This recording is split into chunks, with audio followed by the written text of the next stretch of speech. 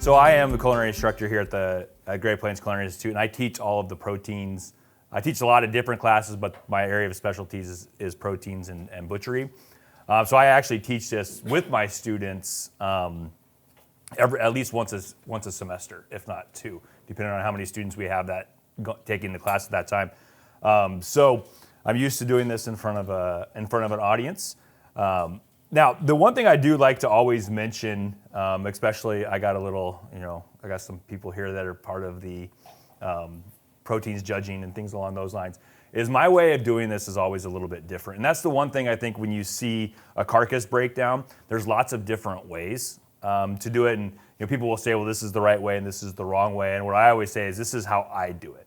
And a lot of the reasons, the reasons to why I do it the way that I do it is because it applies to what we do in a restaurant setting the best. I've worked, when I first opened one of our restaurants, I'm the corporate chef for all of the single barrel, corporate chef and one of the managing partners for all of the single barrel restaurants here in town. And we started with the restaurant, we originally started doing whole hogs, and that was kind of the basis of how we built our business. So I started learning butchery so that I could cut it the way I wanted to, so it best fit my menu. We don't do that anymore just because as our business evolved, so did, we started doing barbecue, and, getting a hog every week isn't gonna keep up on my rib demand. For 4 minutes. So we kind of had to go to buying, more shoulders and things along those lines. But this is something that I still love to do. I just taught this to a continuing education group a few weeks ago here at the college as well. So the way I do it is really was geared towards how it's best going to be utilized in our restaurants here at the college, and then in the restaurants that I've always done this in myself too. As we go, if you have questions, please ask. I'll talk a lot as we go. The one thing about being an educator is I'm really good at talking. So I'm going to kind of start. So what we have here is it's a half hog. Supposed to be just split. We did end up getting it with the shoulder removal. There's a little bit of miscommunication, so they made one cut already, which is fine. I usually do this. It's one of the first things that I do anyways. But so we have half of a carcass, and I didn't look very closely on the sales tag to see what the carcass weight was on it. But it felt heavy enough when I was picking it up. Last week I got one, or 2 weeks ago I got one that's 216 pound carcass weight, so that's a pretty good size hog. So again, this has just been split down the middle, and then I'm going to kind of go through the rest of the breakdown from there. And usually what I like to do it is I always break this down into its kind of 5 primal sections first, and then go further fabrication down into each primal section. Some pieces I break down a little bit more than others, and that kind of just, again, goes back to that initial end use of the product. So the first thing that normally I would do is, again, I would be removing this shoulder. And so that's the first thing that I usually do. I cut my shoulders a little bit bigger. Again, that was part of my method. A lot of times you get that traditional Boston butt up here, and it's a little bit more square. I usually cut mine a little bit longer, very close to how they did it here. Part of that reason is I always cure the muscle out of the top of that shoulder. If people, I'm assuming, are familiar with a little bit of barbecue terminology, and during the competition they always talk about the money muscle. I take the same thing out and we cure it in Italian butchery as a coppa, or we roast it as a coppa. It's a great cut. So I usually leave mine a little bit longer for that reason. And also for us, getting the chops out of this section was never very ideal for us to use in a restaurant setting. These, what I usually refer to as the shoulder chops, they're just, they're a little bit, I think they have great flavor, but they're just not a lot of times what the guest is wanting. Plus we only get a few of them. So it was really hard for us to really menu that item. We would get, when I was doing whole hogs, we would get 3 hogs in at a time. They'd come every 3 weeks. Every 3 weeks we get 3 pigs. We went through a pig a week on average. So I'm only getting, if I'm getting really 3 or 4 good chops out of there, that goes really, really fast in a 200-seat restaurant. So it was really a bit of a challenge. And so we were taking that anyways, and so we started curing it and using it for other things. So normally I would, take my knife and split this to have the shoulder. And then I always, like I said, I like to break it down into its 5 parts. So I'll leave the back half there. For the shoulder, when I do this, I always separate again the Boston butt up here, and then what I call the picnic ham, or what some charts call the shoulder. That's kind of the one thing. I have lots of different resources that I use here at the college, and they all call things just slightly different, and it kind of drives me insane. I wish everybody would just agree. So it was less confused. I said they do it just so that it's designed to confuse culinary students as they're trying to learn this, because they get one book that says one thing and one book that says something slightly different. Usually my separation point for this was always along the backbone and the spine. So I would kind of follow, there's this curve on the backbone, and I kind of go basically off that, and I just go forward, and that's usually where I make my cut in that seam. When I did these, and also that's another one of the reasons why I do this is when I would cook this whole piece. When I started doing pulled pork in the restaurants, I like to leave this whole piece, and I like to leave the bone in it while I smoked it, this whole backbone, because I just thought it smoked a little bit better. That extra bone in there always gave it a little bit of extra, I thought it gave me some extra moisture retention. So with the bone saw is designed it's for bones, not for meat. So I always cut first, saw second. Let me get this back here a little bit.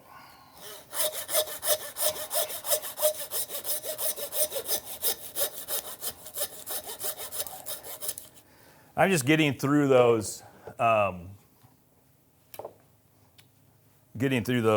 these rib bones down here, ribs 1 through 5 on this, and then I cut down. I have that shoulder blade in there still too. So now I'm going to want to get through that as well.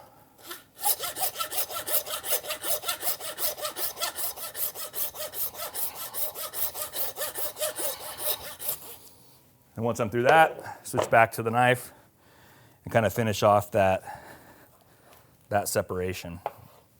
With the Boston butt piece here, a lot of times for me, like I said, unless I'm going to fabricate out the copa, which really is this extension of the loin muscle that runs up into the shoulder is all it is. But it's got a little more fat into it. It's got a little more, typically a little more marbled, and some fat running through it. So when we cured it, it was always really good. All I really do to this for my fabrication is I just break it down just a little bit more, or clean it up a little bit more.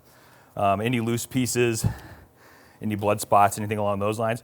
I do typically remove a little bit off the top. 2 reasons: to square it up. The other reason is I like these neck bones. I get a little bit here, and a little bit kind of off the bottom here. I'll take those and count those too, but mostly here. I like these neck bones because, again, in Italian cooking, like in traditional Italian, like Italian-American families, they always make what they call their Sunday gravy or their tomato sauce, and it always calls for pork bones, roasted pork bones in it, which just gives it a much better flavor. I'm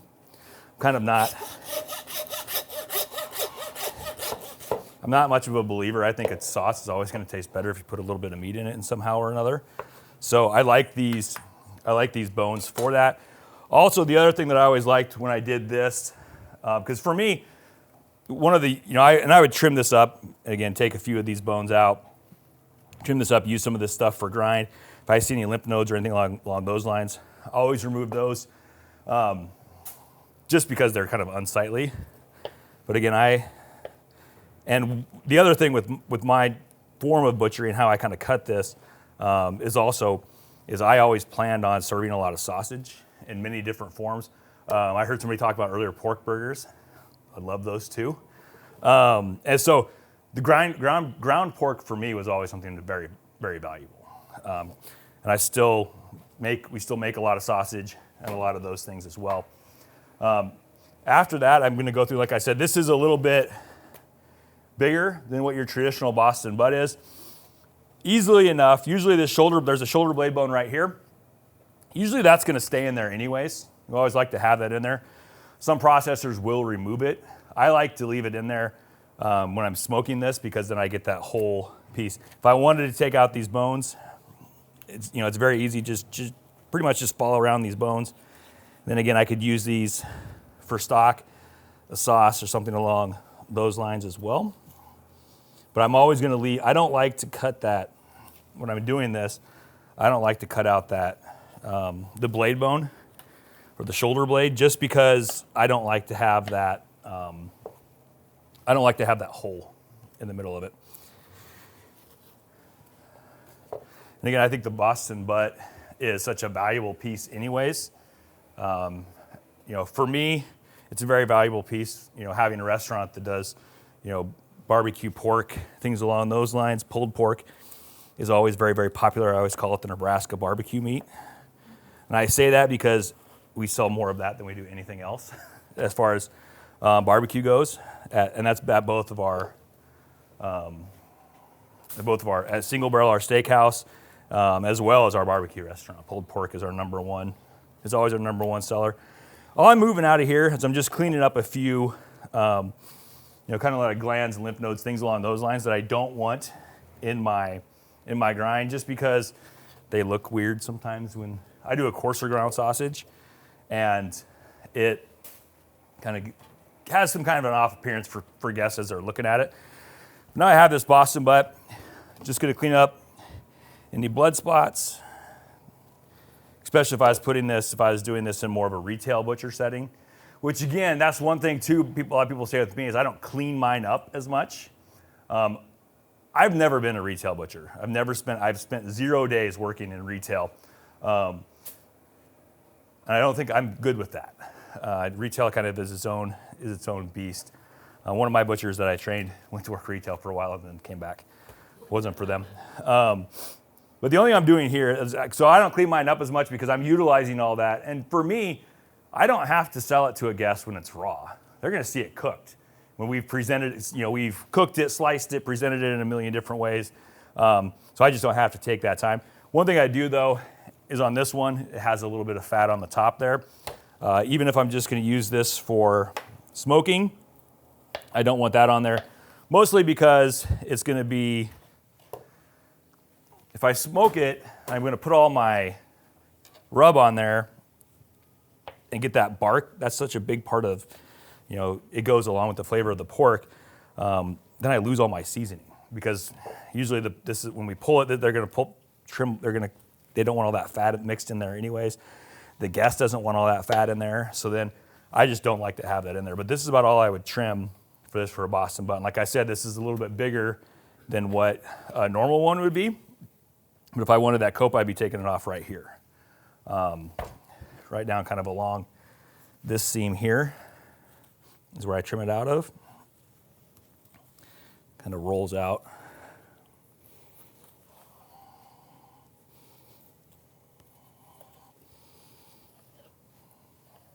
And then this could be roasted as is, which is really delicious, or we could cure it, put a cure on it, hang it for months, and then have delicious cured copa, pork shoulder, and I can't remember the other Italian names that they use for it at this time. So that's kind of my shoulder breakdown. Like I said, I don't do a whole lot, and mostly because I have that value in my, I missed a bone there. I have all the value in my Boston butt, usually for this, just the need for pulled pork, because that's always in high demand. So pull this off. All right, now this part, the picnic ham, some people just call it the pork shoulder. They refer to that as the Boston butt. This part needs a little more work done to it. And usually what this is, if we're looking at a hog as a whole, this is usually like the least desirable section, just because a lot of bone, a little bit leaner, and it's very, very tough, just because as the animal sits, this is where it carries all of that weight. So we don't really like to use it a lot for that reason. Again, the beautiful thing about pork is sausage, which is like literally one of my favorite things. I think my wife has been tired of eating sausage lately, actually, because I bring it home. I have a couple friends that make it. I make it at the restaurant, and then I bring it home. That's what I want to throw on the grill. And she's kind of like, how about a pork chop for a change? I was like, well, the pork chops have a lot of value in other ways. But same thing here. I'm just removing a few parts. And that's the one thing. I kind of designed this for my aspect. From a restaurant perspective, with our razor thin margins, we have to try to utilize every bit out of this. So I have a trash can there, but I put very, very little into it. We even go down and render all the lard. And actually, that's one thing we used to do. We used to say our steaks were good because we brushed them with pork fat, which we did, because we had so much of it when we were doing this whole process. But we used the lard for everything. We would render it down and use it to brush on meats. And when we were roasting them, we would make pies and pastries with it. We always had to warn all of our guests that if they don't eat meat, don't eat the paste. Don't order the lemon tart either because it's made with pork fat. So I always remove the hock. I like this on its own as a piece to bread, or not to bread, to braise and utilize in some other way. Or I like to smoke it and cure it with the ham and use it for soups, because I just think it adds so much flavor. So I always take it off first when I have a little more weight on it, and I just always do it at the edge of the board. This method of butchery we really call table breaking, because we're doing it on a table, and we don't utilize a hook. Which again, working in restaurants, I'm not used to a hook and rail system anyways, so I wouldn't even know what to do if I had it hanging up in front of me. I could probably figure it out, but.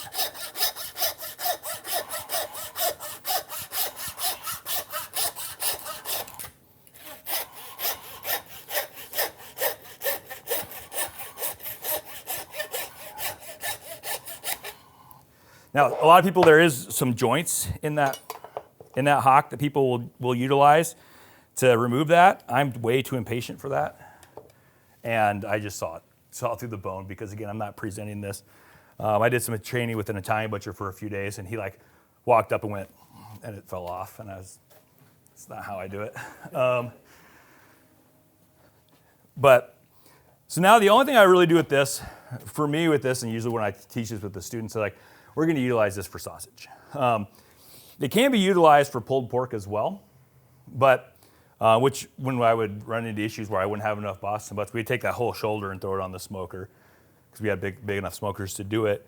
But it's a little bit leaner, so I don't get quite the same moisture retention because of that little bit lack of fat. But again, usually we're using it for sausage. Our Bourbon Street location that we have, we make an andouille sausage for that, and it's slow right now, so we're only selling 90 pounds of sausage out of that restaurant a week. Big thing with our seafood boils. Pre-COVID, we were going through about 150 to 200 pounds of sausage a week. So I had good use for sausage. Normally, we just purchase Boston butts for that, because we like the fat ratio that's kind of naturally in there. The main thing I take off, though, because I really like it, even though I have a collection of them in the freezer right now, that my purchasers like, yeah, you like them, is I like these, I call these country ribs. And so they're a little bit tougher, but they still have enough fat on them. And I really like the flavor of them as a braise. Don't usually sell them in the restaurants because, I'm only going to get 2 of these, 4 or 5 bones per animal. But it's really good from a retail standpoint. And then a lot of times I would just cook them for me and my friends in the restaurants to eat. But I have a good collection of them right now that I need to cook. So I have a seam here where so you can see it. I have a seam right here. It's kind of natural that I cut underneath there to leave a good amount of meat on there. And I follow that through, kind of come over the top of the ribs here. And then I have a little bit of the backbone in here still, so I'm going to cut around that, even though I'm going to remove it here in just a second. But I like to take off the whole piece first and then clean it up. And again, at this point, I'm not as worried about if I trim it a little bit heavy, because most of this I'm going to take and I'm going to remove the bones in there. I'm going to cut it up to use for sausage anyway, so I don't really have much of that worry. I do have, and I can see where it flexes here. It's usually my guide for that. I'm going to cut on there, cut next to that. Then just kind of clean up the edge. Sometimes if I don't like the way this looks, I'll take off this first rib. And then this is something that, unfortunately, I think would be great for home cooks to utilize. You just don't see it in a lot of retail cases. And if I really wanted to make it really stand out, which I usually don't, again, because I'm using the meat I need some of this other meat for other usage, but I could cut this even a little bit thicker and include that on there if I wanted to. This would come out nice and thick. And then this is great. I talked about neck bones for sauces or stocks or anything like that.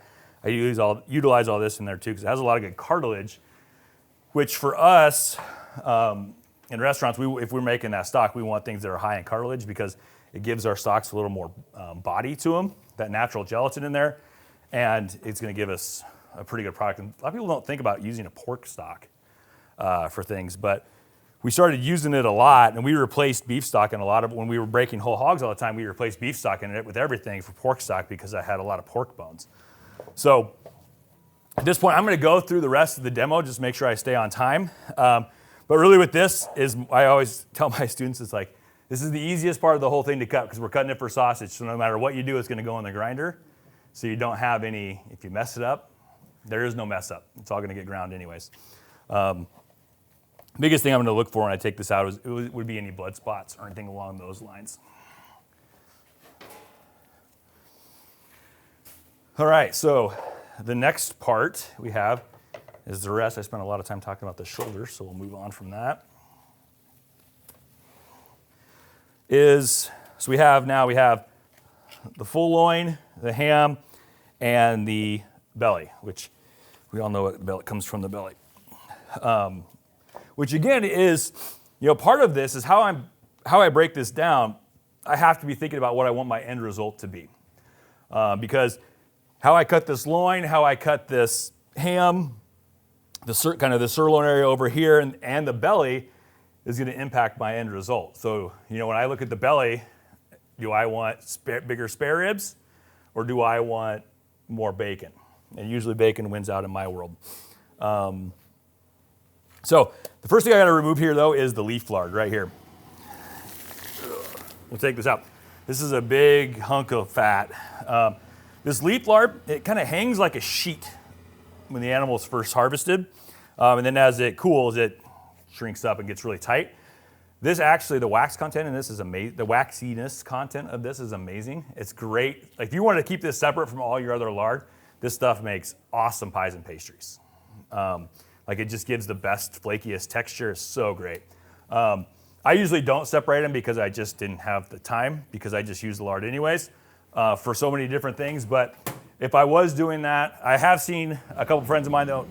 It's nice of them to start that now. We're used to this room being so quiet, and now there's a construction site on the other side of the wall. But we have the leaf lard. I did see one restaurant that did two different lards. One was leaf lard that they would sell their customers specifically for pastries. I'm going to remove the ham next, just because I like to get down to just this middle section. So I'm going to remove the ham. I remove the ham a little bit differently. I remove the ham as if I'm getting ready to cure this whole ham and hang it like for a prosciutto or something along those lines. A lot of times in your normal processing, it's going to get removed over here. And then this sirloin section kind of gets removed later. I just take the ham off because I always had these dreams of, can you guys still hear me? Yeah. Okay. I always had these dreams of cutting this or curing whole prosciuttos. And my dream was always to have the restaurant where the prosciuttos are hanging in the ceiling and all that.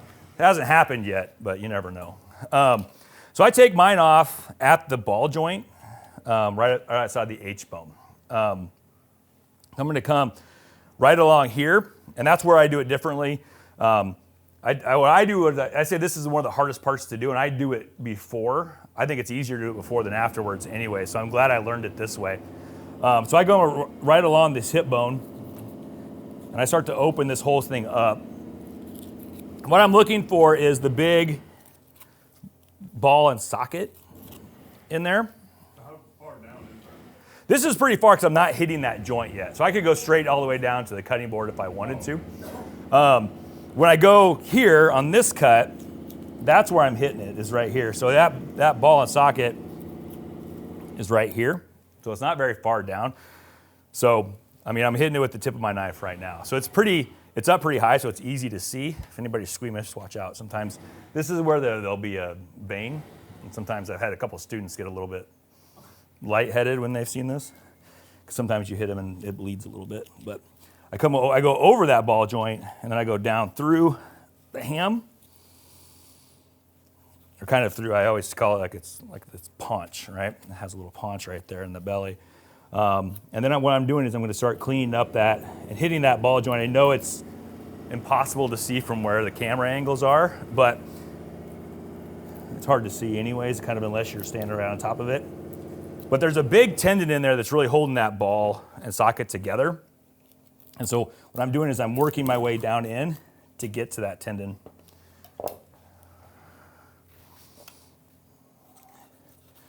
And then I come around, and once I hit that and pull it out, then the whole thing comes loose.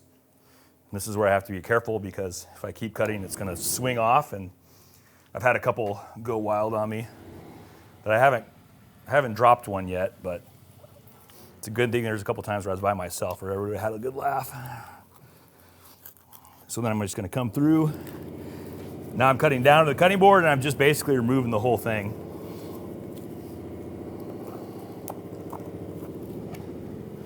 So then I have this is my whole ham that I have. And usually, again, like if I'm taking this, I always said if I was gonna cure this for prosciutto or something along those lines, I'm leaving it exactly like this. I'm gonna take off this little bit of extra fat right here. Sometimes, if I'm doing these in my class, we do a wet cured ham with this. And we've even taken this, and I'll cut it off real quick here. So I'm not gonna hang this for a prosciutto. I'm actually gonna cure this for a ham. I do the same thing that I did for my shoulder hock. Is I'm gonna remove this shank. And I just cut through it because I'm impatient and it's faster that way.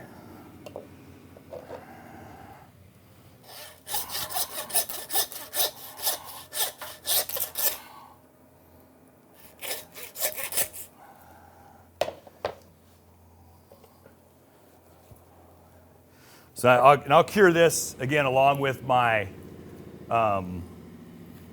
with the ham, and smoke it and have that set aside for smoked ham hocks or anything that a good smoked piece of pork would soak into really well. And then this, all I do is trim this up so that it fits in my grinder.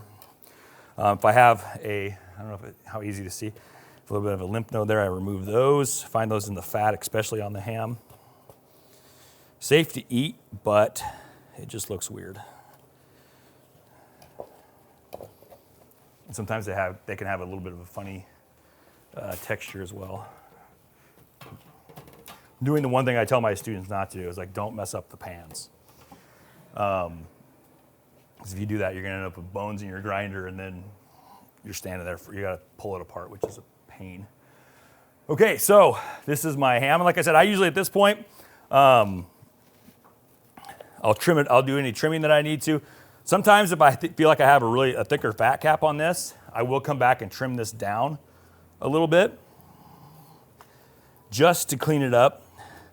I'd see if I was trying to sell this whole ham in a retail setting, I would maybe cut all the way around it just so it looks better, because of some people will see those blood spots there and think it's, I don't know, it's just not as appealing for people that don't realize these were live animals at one point. But I usually don't do that unless I have a really thick, if I get an oversized pig that's really, really fatty, then I'll really go back through and pull that off. But most of the time we don't take the time. I kind of like that smoked ham fat, and it helps it during the cooking process because it helps retain moisture. Like I said, we'll cure these, and we'll use them on a buffet. Instead of having a prime rib roast, something like that, we'll have a whole fresh smoked ham out there, and it's absolutely fabulous. People go nuts for it. So I'm gonna I gotta organize my trays here. So question. Yes. In a restaurant setting, when you weren't saving those to cure whole ham, did you use that for grind? We could. Sometimes we'd even use it for pulled pork, if we had the need for it. But we were typically doing wet cured hams with these. We just didn't do the dry cured ham because that requires a lot more HACCP data and testing. So we were doing wet cured hams. We cure them, we brine them for 10 days, then smoke them, and then slice it. We use it for sandwiches. We had a couple ham entrees on the menu too, which were always never sold as well as I wanted to. It's one of those very frustrating menu items where everybody says it's amazing and we think it's amazing, but it just doesn't get as ordered as often. A lot of people undervalue ham, which bothers me. I like ham a lot. You'll find that as I talk to these things, I like a lot of things a lot too. I think I like a lot whatever is in front of me at the moment. So, okay, now we're going to move on to kind of our last two primal sections. And that is what I call the middle. But I talk to people, I was like, this is where a lot of the money is. The belly and the bacon have a lot of value. Obviously, the loin is where most of our fresh cuts are going to come from. So this is the section that we are, kind of the most careful with, just because we have a lot of potential for, miscuts and mistakes. You're talking about losing some valuable income. And again, we're trying to maximize the profit off all this. First thing I take off is this piece right here. It's used mostly to hold the organs. It's kind of very tough and very chewy. And it kind of has I always thought it had a little bit of a weird flavor, so I don't even mess with it. I just discard it. Which again, if you've noticed, I put very little in the trash so far. I'm just basically going to just remove the belly from the loin. And because I never saved the spare ribs, again, my spare ribs are always a little bit shorter. If I was cutting this for spare ribs, I'd have this thing, I'd left the butt a little bit shorter and more ribs on here so I get that full rack. Again, I made the decision to not do that because I'm just not going to be able to utilize it as well, and I want to have more belly. What I want to watch for here, my tenderloin is right there. Obviously, the tenderloin is a very valuable part. I want to make sure not to slice through that. I'm actually going to leave the tenderloin on and cut some loin chops with it later, or T-bones, pork T-bones. So I cut through next to that tenderloin, and I cut up. This is all. There's no bone here. I don't have any bone until I get up here to the ribs. And then I just give myself a line that I never follow right there out of habit. And so then I'm just going to saw right through the bones here to separate that belly from the...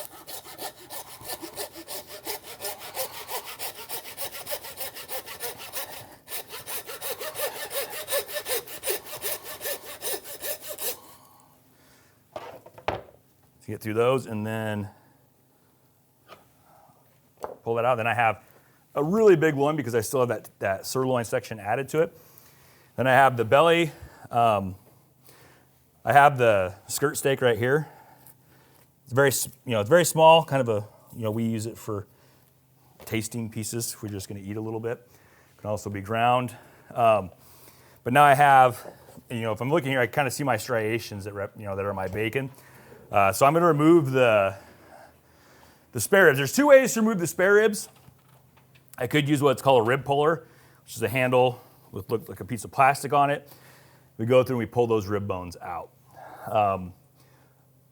That works great, but a lot of times I don't like to cure my bacon that way because when I like to do my bacon, I like to have a smooth surface.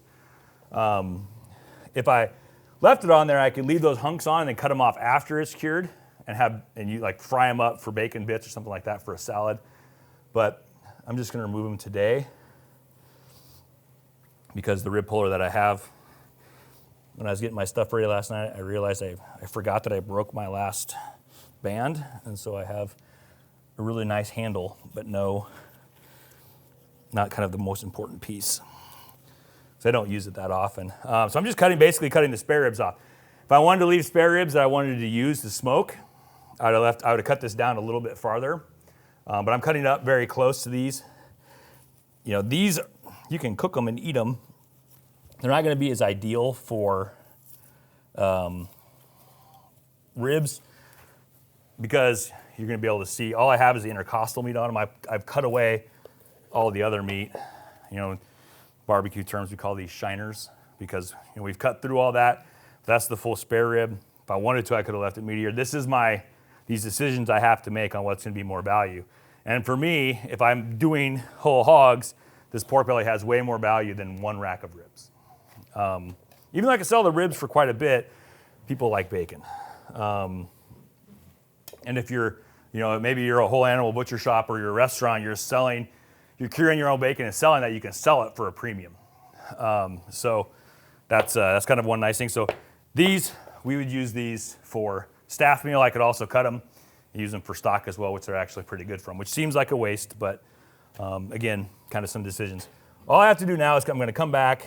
I'm going to clean up my any bone pieces, any of the soft, flexible bone in there that I cut through. If your knife is sharp, you'll cut through those. So you want to make sure you get all that. You want to make sure you get all that off because obviously you don't want that on your piece of bacon. And then I usually cut this. I trim it down.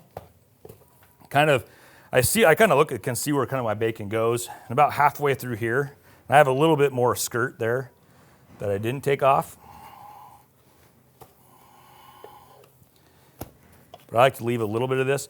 But the only thing I do is I trim it so that I try to get, I want as little, when I go to cure this, I want as little wavy pieces as possible so I can make sure, because the worst thing to have happen is to get your cure on there and miss some spots, and then you have dark spots that you have to cut out, or possible spots that are going to have to make you scrap the whole thing, which is criminal. So the only thing I do here is I do trim this up. I like to keep my edges flat for two reasons. One, it gives me it slices better when I'm done. So now I've cut all four sides and I have a nice piece of belly to work with. If I wanted to cure this for bacon, or like I have on my menu downtown right now, because I have a pork belly, we call them pork belly pork belly bites. We do them like Korean barbecue sauce and things like that. They're very delicious. We roast this thing whole. We have a rub that we put on it. We slow roast it whole. We press it and then we recook it again. It gets crispy. It's very delicious. The only thing I'd want to do, no matter what I'm doing, is remove the USDA stamp there, because obviously it's edible. I don't know why you'd want to eat it, but people think it's a bruise, or I don't know what people think it is. So we have that. So that's my full belly.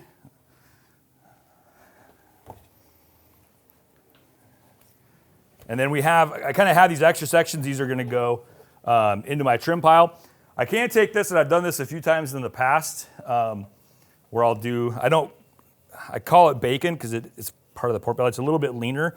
So I'll kind of trim it up, again, kind of square it up a little bit. And we will cure this actually with pieces like this. I have two ways of preparing my bacon. One way is with the dry cure, which is where I really want to make sure I can get that all the way around. The other one is a wet cure, which I don't like as much, but I'll wet cure this and then smoke it, and I'll slice it up and chop it up and then use it for bacon bits I'm going to put on a baked potato or a salad or something along those lines. Again, trying to get that maximum use out of the whole thing. Why don't you like it as much? Just to have as much fat, because I like my bacon to be, I always tell everybody, my ideal bacon is all white with a little bit of red, versus the other way around. I like the fat, and it, also because it just doesn't look as good. That's the one thing with the chef's perspective. We're always thinking about what it looks like in the end, and if it's weird shaped, people are going to think it's some kind of weird bacon that doesn't. So I'm just going to trim off here a few of my. Again, I have some little glands. You can see a little bit of blood popping out. I just want to have those. And I trim it off now so I just don't have to do it later. Because now I'm going to work on this loin and cut some chops. So I look at my loin in a couple different ways. Similar to beef, I look at it as a rib section and a loin section, or what I call the short loin section. Because here I'm going to get rib chops, and here I'm going to get I call them center cut chops, because that's what I learned a long time ago. I think now retail calls them pork T-bones. We one time thought we were really creative when we cut these, and we called them porterhouse chops. Bad idea. We thought we were really clever, but the guests thought they were ordering a porterhouse chop, and they were very surprised when they got this instead of this. So I separated this two sections, and I kind of deal with them all separate. And I use this as the sirloin, Sirloin I'll cut out and use as a piece for roasted pork. I'll debone it and cut it out for roasted pork. But the main thing is I know I'm getting a little short on time, so I want to make sure I'm hitting these chops really well. So what I'm looking for here is I'm looking at the bones, and that's going to be, I like to do bone-in rib chops. If I wanted boneless loin, I could debone this whole thing and have that whole loin there that that I could roast or cut into boneless chops wherever I wanted to. I always prefer bone-in chops. It's my favorite way to eat them, and it's typically how I tend to serve them. I say that I'm serving roasted boneless loin this weekend, but this is how I prefer it. So usually I go down and I look at rib 13, and that's my separation point, because that's just kind of where the shape of it naturally tends to change a little bit. So I'm going to cut in between the vertebrae to make this cut a little bit easier. So I find rib 13, which is right here. So I'm going to follow and track up to that joint in the vertebrae. And I'm going to score it, because I'm going to have to saw through it. And score it just a little bit here. And then I'm going to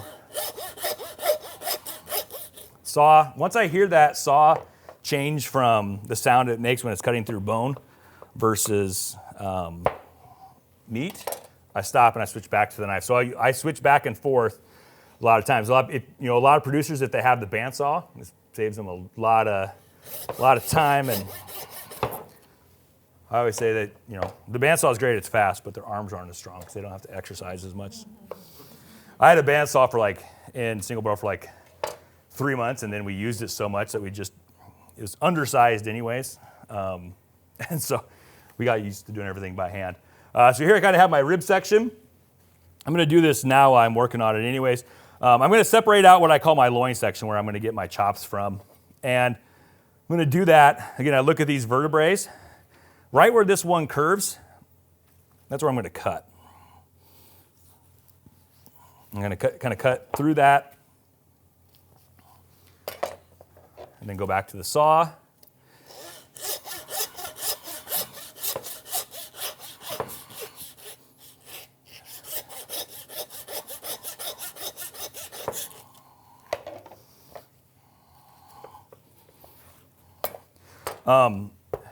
Now I have my loin section, and then there's my sirloin section. The sirloin section, like I said, I debone and roast. I'm going to come back to my rib section here. So here, if you look at this, you can kind of start to see that natural shape of the chop. There's a lot of fat on it. Some people will go through and they'll trim all that fat off first, which works fine. I don't like to do that as much, because I like to cut the fat off afterwards, because then I can shape that chop to what I want.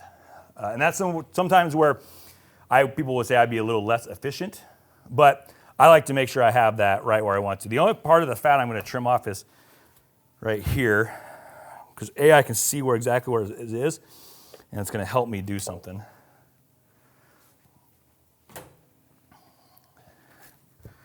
It's going to help kind of stand it up like that, because what I'm going to do, I'm going to cut this as a rack of pork, which we buy in restaurants all the time. It can be roasted whole and then cut into chops. Or then afterwards, for me later, I can easily go through and cut in between each bone, cutting chops. And then I just have that rib bone in there in each chop, which is what I like to present to my guests, because it really helps with presentation. So I can take it off all in one piece. And this is usually the trickiest thing to get right. I hit it clean about half the time. Sometimes the only difference is it just requires me to saw a little bit more. What I really want to do is I want to remove this chine bone right here and a little bit of this back and the rest of this backbone, allowing me to have that free access to all those chops.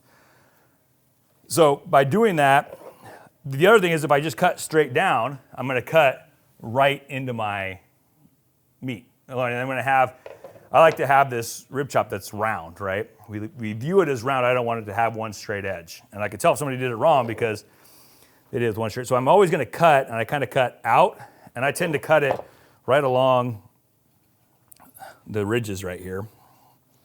Again, I always make these lines, and I never follow them. And so I see how much I struggle today.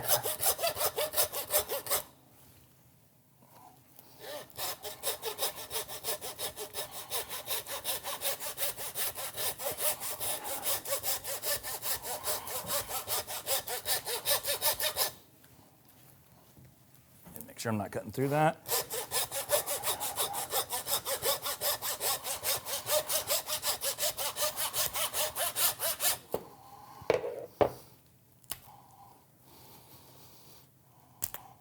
There we go. And then I come through, keep really close to that edge where the vertebrae are. I'm just going to kind of trim those out.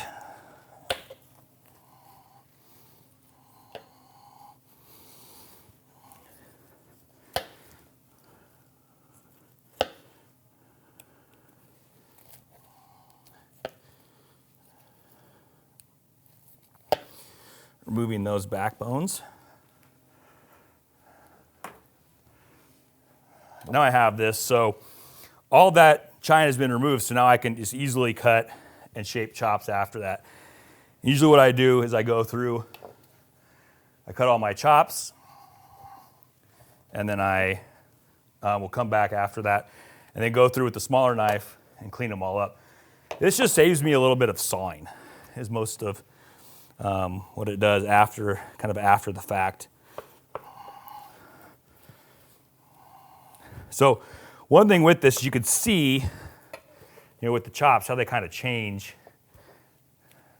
kind of the shape of them changes. And a lot of people are going to will go through and remove this whole piece first too, which I could have done. Again, I like to do that on there, and some of these I'll leave that on, because that goes away as I get farther down this. And I'm going to have an issue here. This always tends to happen, where the bones, they start straight and then they start to curve, just through a natural curve in it. So I kind of go along that and I try to shape my chops as I go. So as I'm cutting, I'm pushing that over and straightening that out. So I'm still getting, pretty uniform chops.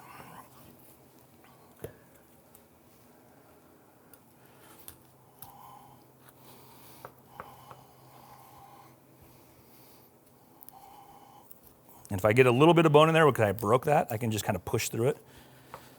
To where it's good to have a little bit longer, kind of stout knife that you can push through with. That's why I like this brand of knives. Once I get here, give me issues, push through. There's also one of the reasons why I wear a chainmail glove, so that if I push through too hard, I don't like going to the emergency room. And I used to not wear a chainmail glove and did all this just with free hands, and then I started using that a lot and skipped it off over my thumb one time. The gloves are not cheap, but they're less expensive than going to the emergency room. Stitches cost a lot. So I have a policy in my restaurants. Anytime anybody's using a handsaw, really cutting meat in general, we're usually wearing the chainmail gloves. It keeps my insurance down. Okay, for this part now, for the loin, I like to cut those porterhouse chops. So I have the full tenderloin on there. I could have cut that tenderloin off. I have the butt of the tenderloin right here. I could have cut that full tenderloin off way earlier and had that full tenderloin and used it. Tenderloin's a very popular part. I think it's more popular in the retail market than it is the wholesale market in restaurants. It's easy to cook. And it's tender. And even if you overcook it a little bit, it still tastes really good. So it's great for that. But I still always do think of things from kind of that steakhouse, chop house perspective. So I like my cuts with bones in them, and I like kind of that porterhouse chop.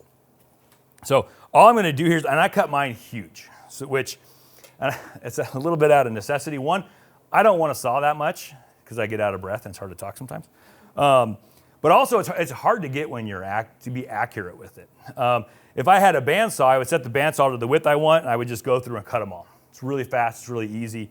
I also like to keep these really, really thick, because when I think of a porterhouse chop, I want that thing to have a little bit of a presence on a plate. And I just don't like thin chops. I like them, I have a restaurant where when I serve these type of things, I think I heard somebody earlier talking, you don't come in and out in 15 minutes. If you want that, go get barbecue, right? It's ready to go. These things take a little while to cook. But they retain their moisture great. They taste great. I absolutely love them. So what I do is I cut in between the vertebrae. doing full chops.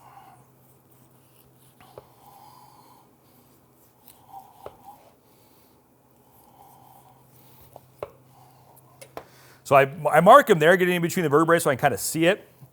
And then I kind of go through, I just kind of score it here so I can really see it.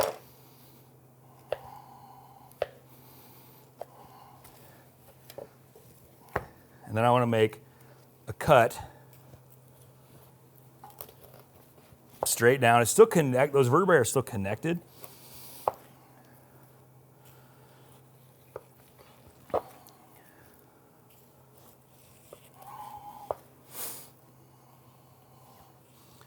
So now I have these, and they're all, it's like an accordion. Now, some people will go through, and they'll use a meat cleaver to cut these. I am not very good with this at all, so I don't ever use it. I have a different method for separating these. I've worked with some butchers, and they put this on the end, and they stand there, and I've worked with a butcher from Italy named Dario Cecchini for a few days. He has this giant cleaver, and he whacks these things off like perfect. They're beautiful. I'm not him. That's why he has a Netflix show and I don't. This is my method. I used to use a cleaver, and a lot of times what I would do is I would just set the cleaver on here, and then I hit it with the back of the mallet, but it tears up my mallets, and I kept having to buy new ones. So I found this little hatchet, right? And it's washable and stainless steel. So I just take it and I just pop through. And then I have my chops, and I'll go back through and clean those up, but I can do it really quick this way.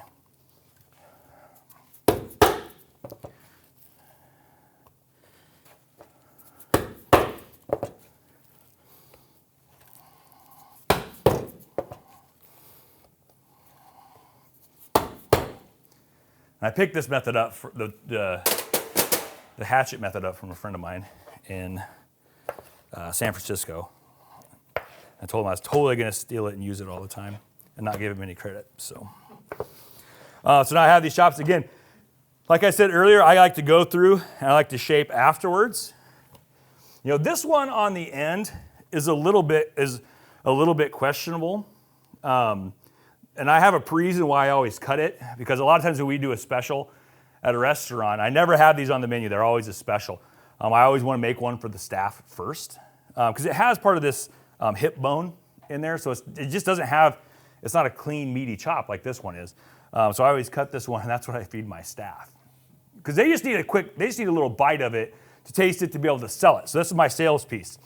But usually what we're going to do with these is I go through and I trim off the fat, because the guest doesn't want to eat that much fat. And a lot of times if I go to cook it, it's just mostly going to burn by the time I'm done anyways. Some people will separate this out and they'll kind of take this little hunk of fat out of here and have that open tail, or they'll trim the tail a little bit more. This is about as much fat as I like to leave on there, because I do like to eat the fat. So I see people and they leave it all on their plate, and it makes me sad. But this, again, I don't clean up my chops as much as other people do, because I'm usually selling this in a cooked place. And I always make it very, very clear that I am a restaurant butcher, not a retail butcher. So I don't worry as much about the raw appearance as I worry about, my job is to make it look good before it goes out to the plate. And if I don't want to take the time to clean up that tail, sometimes I'll just leave it on here too. You just see that difference between, your full tenderloin and your loin. If I'm going for appearance-wise, I'm going to clean up that tail a little bit more. But I go through, and again, you can see this had quite a good amount of fat cap on there, which this pig was, I think, a little bit chubby. This was a red wattle pig, and they tend to do that.